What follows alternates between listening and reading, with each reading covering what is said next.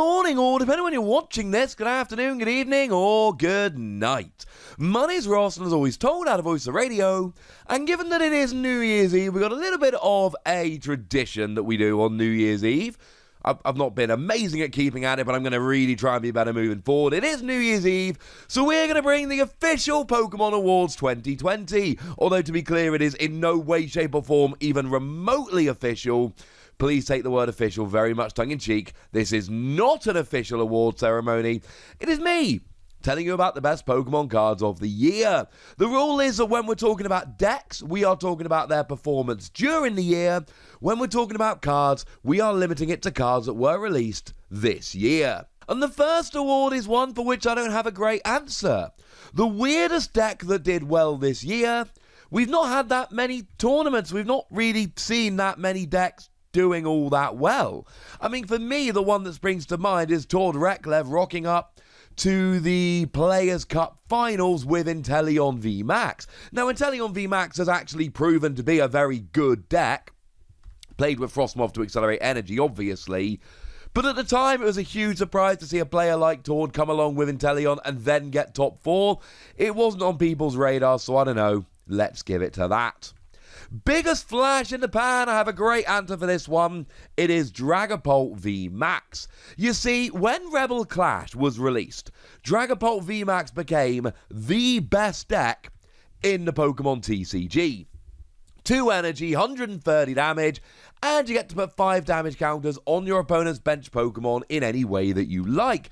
Add in Horror Energy that did 20 damage to anyone that tried to attack you, and that was amazing. The best counter for it was Spiritomb, but Spiritomb had 60 HP, so you drop a Galarian Zigzagoon, and then 5 damage counters with your attack, and then KO them anyway.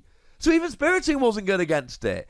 It was an absolute powerhouse, and it was the unquestioned best deck in the format for exactly 1 set for 3 months. Because then Darkness Ablaze came out, Eternatus VMAX became one of the best decks, and Dragapult disappeared completely off the map. And frankly, ladies and gentlemen, it hasn't been seen since. This might actually be a good time to stop for a second and remind you that the expansions that we've had released this year, as in the ones where we're taking cards from to decide what the best cards of the year were. We are talking about Sword and Shield. We're talking about Rebel Clash. We're talking about Darkness Ablaze. We are talking about Vivid Voltage. And we're talking about Champion's Path, which was a special set. Shall we say, not many of those cards will be getting awards this evening. Worst card? Oh, this one is an absolute landslide, ladies and gentlemen. Absolutely no competition whatsoever. The winner by an absolute country mile is Excelgor. Excelgor's not just the worst card we've seen this year, but it's one of the worst cards we've ever seen. I should mention it is the Excelgor from Darkness Ablaze, a card so bad that when the lovely Antoine Boulet was throwing out translations for the equivalent Japanese set, Antoine actually sent this one out, not because it needed translation, because it was such a horrendously, embarrassingly bad card. It is a Stage 1 Pokemon with 90 HP and a single attack for 2 energy that does 70 damage. It doesn't hit a great weakness, it doesn't have high HP, it doesn't do much damage, it doesn't have a single energy attack, it has no extra effects, special conditions, etc. whatsoever.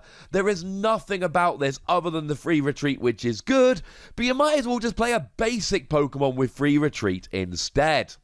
This was probably the easiest award of the evening. Excelgor is rubbish.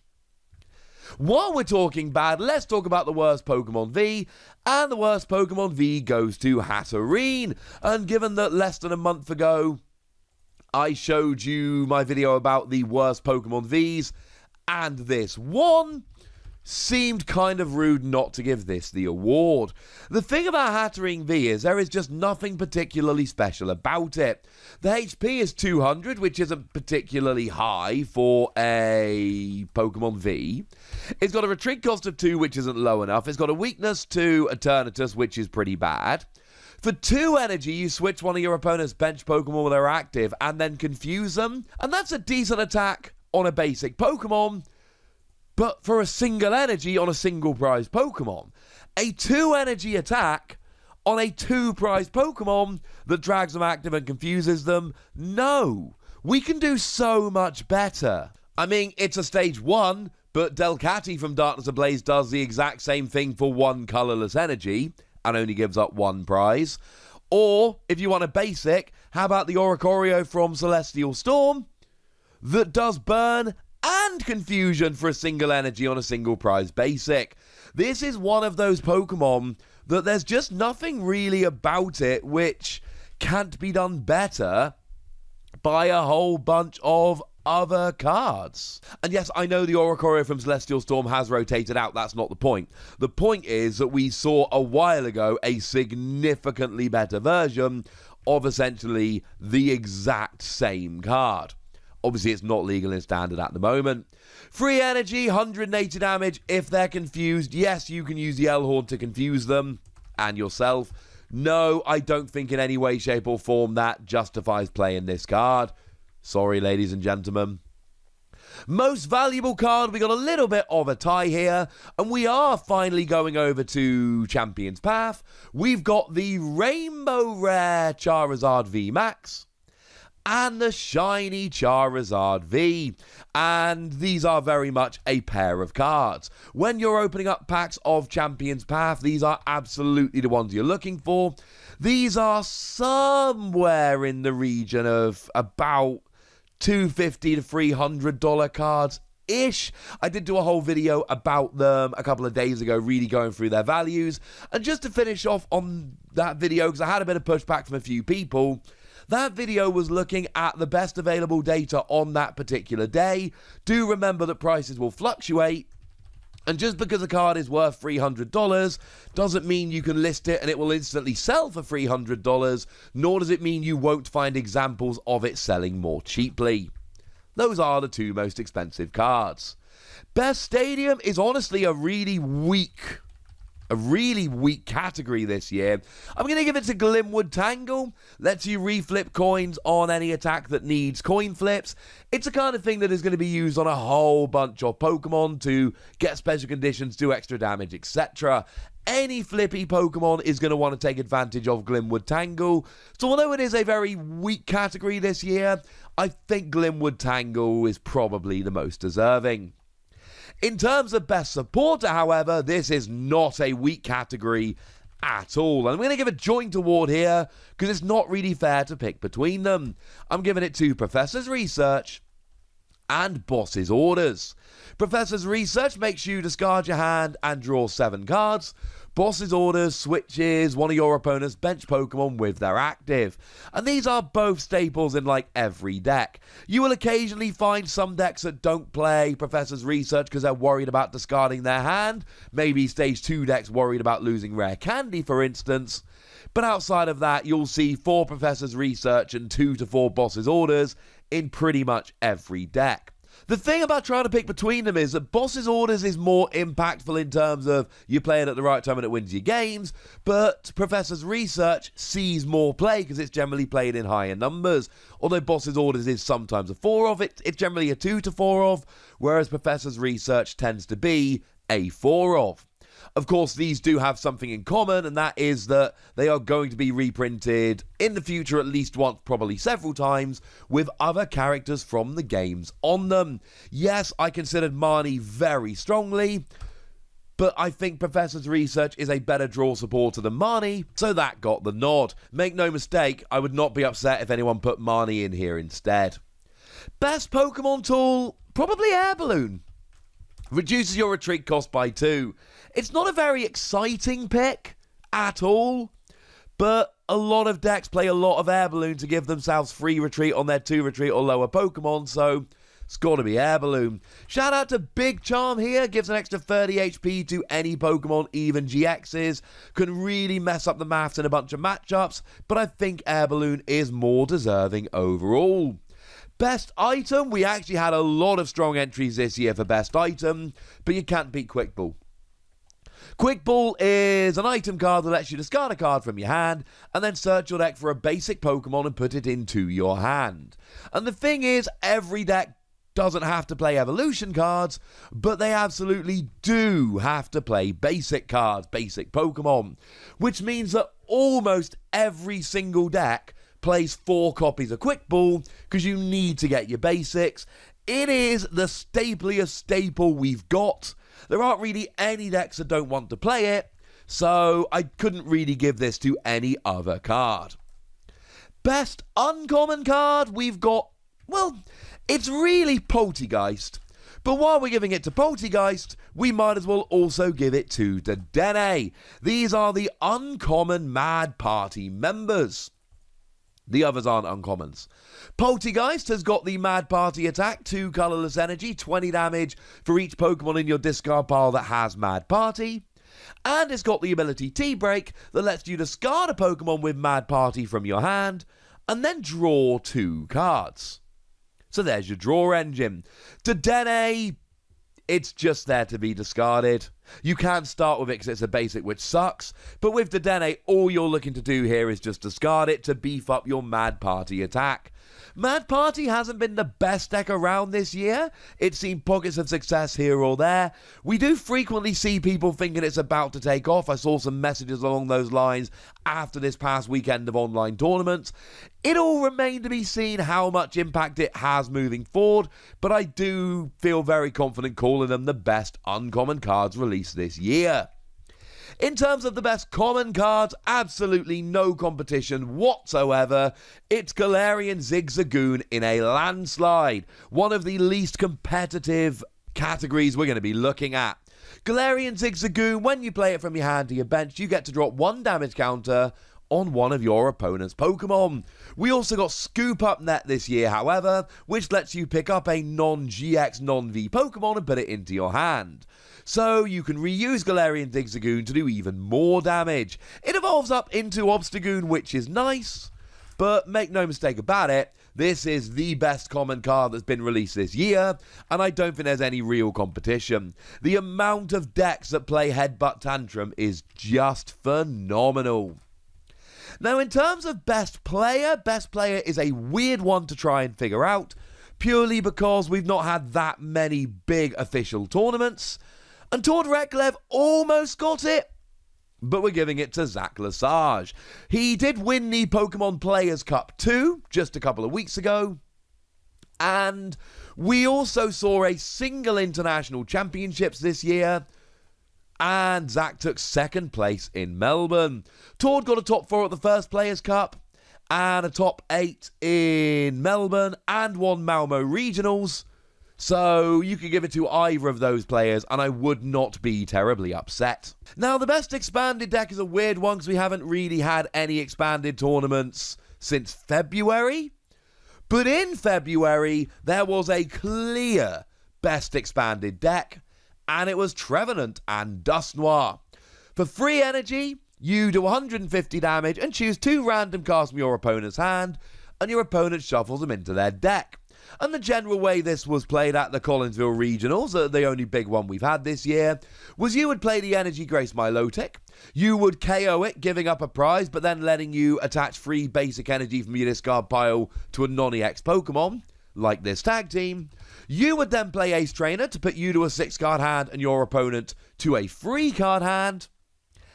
And then you would use this attack to put 2 of those 3 cards back into their deck, and you would basically force your opponent to play the entire game with about a 1-card hand, unless they could top deck something really good really quickly.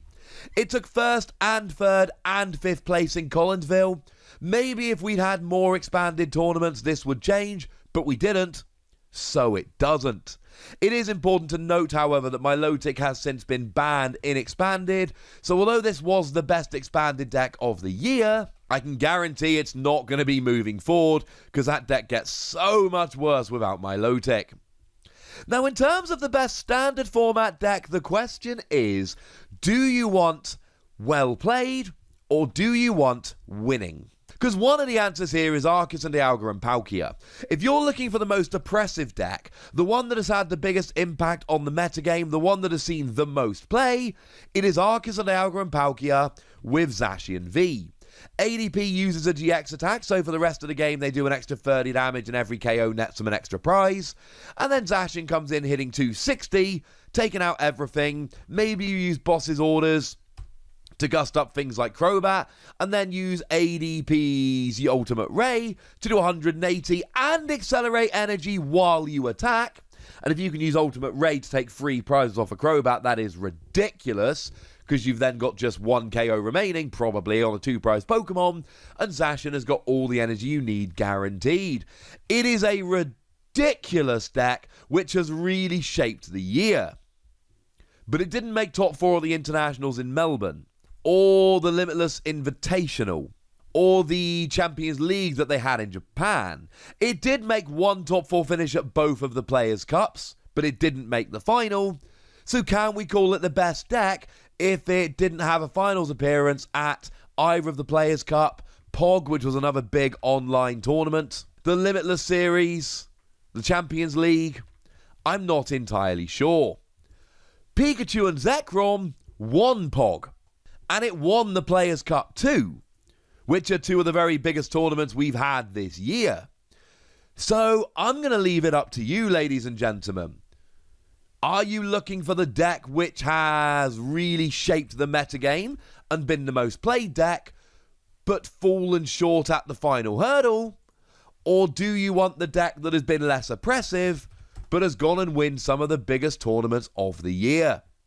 I leave it up to you guys. For what it's worth, Pikachu and Zekrom is the usual thing. You got a whole bunch of lightning Pokemon focused generally around Pikachu and Zekrom, and then you've got that full Blitz attack that does 150 damage while accelerating free energy. And then you've got your backup attackers like Raichu and Alolan Raichu, which are good for paralyzing, Boltund, which does more damage for each energy on your field, as well as accelerating energy in the early game, and a whole bunch of tricks. I mean, Vikavolt to turn off items, things of that nature. Those are the best decks of the year, and I'm going to let you crown that one. Best attacking non-GX Pokemon? This was not a strong category. I'm going to give it to Obstagoon, but even then, it's not a particularly strong winner. It's got the attack Obstruct for 2 energy, you do 90 damage, and prevent all damage done to this Pokemon by attacks from basic Pokemon. So against decks like ADP and Pikarom, for instance, who tend not to play any non-basics, this can be a really good Pokemon. And we have seen Galarian Obstagoon decks doing very well. Tim Bartels took 3rd place at the Internationals in Melbourne with a Galarian Obstagoon deck, and it was pretty much just quad Galarian Obstagoon. And that was cool. The fact that Aegislash is now out, so all those metal decks are going to have a great answer to it, makes me really kind of sad. And it really has fallen off in terms of success. But I think this is the best option we've got. Shout out to Decidueye, but Decidueye has not been as good as Obstagoon, so I don't think it's fair to give it to Decidueye. In terms of best supporting non-GX, that is far easier. We are giving it to Oranguru. Oranguru lets you swap a card in your hand with the top card of your deck. And I know that sounds terribly unimpressive, and in some ways it is, but it does so many subtle little things. It draws you a card. Now, it also guarantees your next top deck, so you really want to draw a card and then shuffle. Otherwise, you know what you're drawing next turn and it might not work for you. But it also does things like before you play Professor's Research, you can put a card on top of your deck so that you draw it rather than discarding it. If you're worried your opponent's going to play a Marnie, you can put a card on top of your deck like Boss's Orders, and Marnie will make you shuffle your hand and put it on the bottom of your deck, and then you'll draw 4 cards, including the cards you just put on the top of your deck. I wanted personally to give this to Chinchino, who has been the backbone of most of my good decks this year, but I think on balance, Oranguru has seen the most play and has been the better card. Best attacking Pokemon V or V Max? No competition here. It's Zacian V. And this is one of those categories where I really don't think you can argue. It has actually got a really nice supporting ability, Intrepid Sword. Draw 3 cards if you hit any metal energy you may attach them. And it sees play in a bunch of decks like Blacephalon as an actual full-on bona fide support Pokemon that doesn't even have the requisite energy to attack. But it is a phenomenal attacker. 3 energy, 230 damage. Bearing in mind we've got Metal Saucer to accelerate energy to it, and it's got the ability that will accelerate energy to it.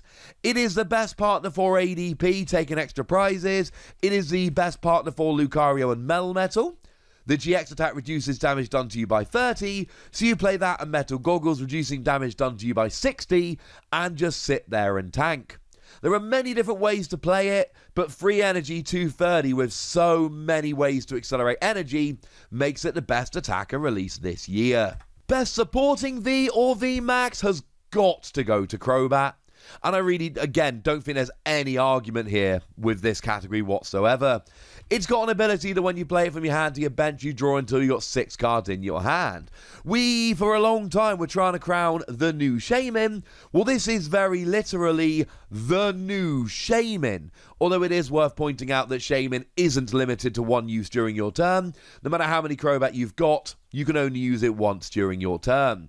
It's interesting to note that Crobat is getting a V Max, which is turning it into a genuine, legitimate attacking deck over in Japan, though we haven't had that card yet. But for now, it is the best supporting Pokemon V or V Max by a country mile. Now, in terms of the best expansions, like I said, we've had Sword and Shield, Rebel Clash, Darkness Ablaze, Vivid Voltage, and Champion's Path. And it's not terribly surprising, and it's not terribly close. It's Sword and Shield. And we expect this. Sword and Shield is a base set. It is starting a new block, so it often comes in with new staples. But it brought us Quick Ball, Professor's Research, Marnie, Boss's Orders. I could keep going. Ordinary Rod, which is an awesome recovery card. It brought so many staples. But not only did it bring so many staples, it also brought us so many of the other cards we've been giving awards to on this list. I mean, it brought us Zacian, but it also brought us Obstagoon, Oranguru, Chinchino. It just kept going and going. It was a really strong set. And if you're looking to get into the game, it's a great set to start with because it brings you all of the staples. And that brings us to the very last award of the evening, the big one. The best Pokemon card released in 2020. And to be honest, if you've been watching this video by now, you've probably guessed it's Zacian V. I don't think there has been any card released this year that has been as impactful as Zacian V. Even though it's not been winning big tournaments with ADP, it did take the top 2 spots at the Players' Cup 1 with Lucario and Melmetal. It is an absolute staple in Blacephalon decks, just to let you draw extra cards. It is an absolute staple in Chinchino control decks because it lets you draw extra cards. It's an absolute staple in these ADP decks, Lucario and Melmetal decks. It is the very rare Pokemon card that is both a phenomenal attacker and a phenomenal support Pokemon. And honestly, when we got to the category of best support Pokemon V or V Max, we gave it to Crobat. Zacian is probably... Zacian would have been fighting Eldegoss for second place there. That's how ridiculous a card it is. And even though it's the biggest, most important category of the evening, I don't think it is even remotely close here. I do think Zacian is the best card, and I think it's pretty landslidey, so to speak. So there we go, ladies and gentlemen. Those were the Pokemon TCG Awards 2010. Those were the best decks of the year and the best cards released this year. And the best player. Hopefully I did this as a YouTube premiere and hopefully you joined along with me. But now, ladies and gentlemen, it's over to you guys. I want to hear from you in the comment section. Tell me which awards you think I should have given out that I didn't. And tell me which awards you disagree with and who you would have given them to instead. Go nuts in the comment section, but be nice. Then make sure you like this video, subscribe to this channel, follow me on Twitter at TheWasi, and Twitch for some live action at twitch.tv/TheWasi. patreon.com/PTCGRadio. If you want to support the channel, get some bonus podcasts and all that good stuff, head on over to patreon.com/PTCGRadio, where you can do exactly that. But by far the most important thing, as always, look after yourselves till next time, would ya? Thank you very much for watching. My name's Ross, and you've been watching PTCG Radio.